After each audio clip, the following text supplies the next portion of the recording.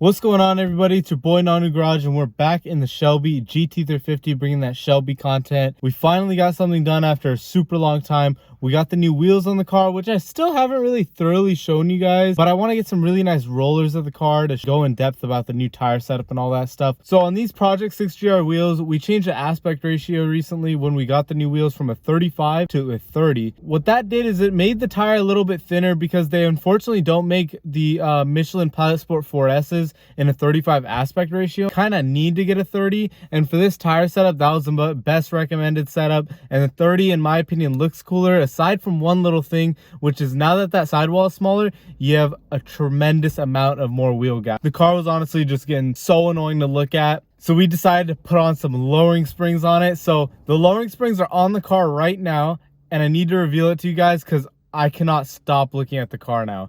I got the new wheels on it. I kept on looking at the car. I was like, oh, it's cool, but it's monster truck fitment and it kind of sucks. And everyone told me monster truck fitment, but not anymore. So let's go ahead and open it up, and I'm gonna talk about what springs I got and why I got them. If we go ahead and open the trunk, as you can see, we got our Ford Performance box over here, and these are OEM springs. I still haven't actually taken a look at them, but these are the OEM springs back here, and we got the new Ford Performance ones on it, which are blue springs.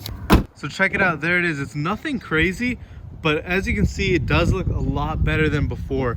I'm gonna try to throw up a few pictures of it before, but the wheel gap was so bad before, and now I feel like I'm very happy with the way this looks. So I could have gone with the Eibach springs, but these are the Ford Performance springs. The Eibach springs are sitting even lower than this. Instead of being up here, it'll probably be down here where my finger is on the Eibach springs. I know a decent amount of people who went Eibach on their GT350, but from what I've heard with them is that the car essentially is like not even drivable anymore, and it's very annoying to drive with the Eibach springs on it. So I'm glad I got the Ford Performance because I haven't even noticed myself scraping a lot more. I don't have a GT350R splitter on it yet.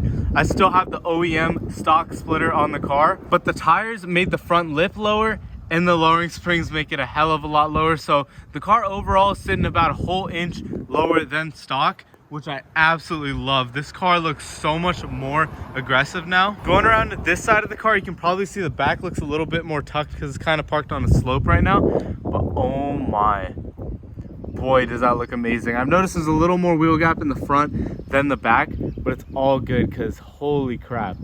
It looks so good now with these wheels on, especially with the tire setup from Project 6GR. This is a 325 that you have in the rear. I still got to go get the car aligned now, but man, look at that. It is a super meaty fitment on a 325 tire, which is just extremely fat. But I'm gonna have to get the alignment and the camber set up so it does not hit fender. But I'm very happy with these springs. Part of me was a little disappointed when I picked up the car. I was like, oh, that's the lowest it got. But I'm about 4 days after installation, and the springs have now set in a lot better. But with this ride height, I feel like a front splitter will do this car really good. GT350R ones are unfortunately super expensive, but I'm so happy with the way the silver wheels turned out, and with the silver pinstripes to match it and the lowering springs. It honestly looks so much better than before. With the monster truck fitment with the OEM springs, I was not too happy with the wheels, but now that I got this all dialed in, I always knew once the suspension was dialed in that this car would just look fantastic.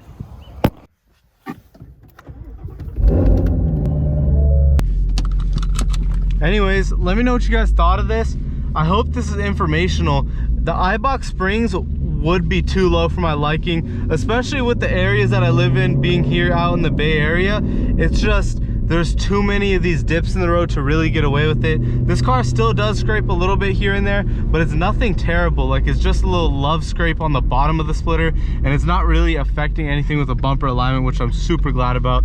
Like, for example, here, like there we go. We got away without scraping right there. And on Eibach, I know 100% I would scrape, and everyone says if you get Eibach, it's kind of annoying, but you might be able to tell the wheel's facing this way and we're kind of going straight. This car definitely is due for an alignment.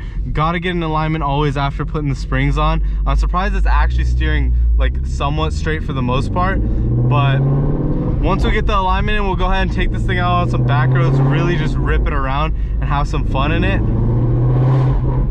But for now, that's everything there is with the Shelby. I hope you guys enjoyed it. Let me know if you would go Eibach or Ford Performance Springs or even H&Rs. H&Rs are insanely low. That's what my friend Mathab has on his GT350.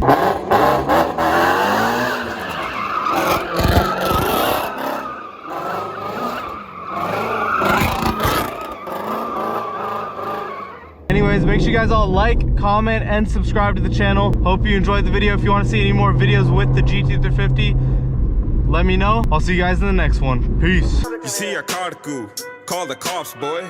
AK all day, body start to drop, boy. Bamba jinya beat Sari diyan street They're trying to lock us up, but we ain't gonna stop, boy. They're trying to lock us up.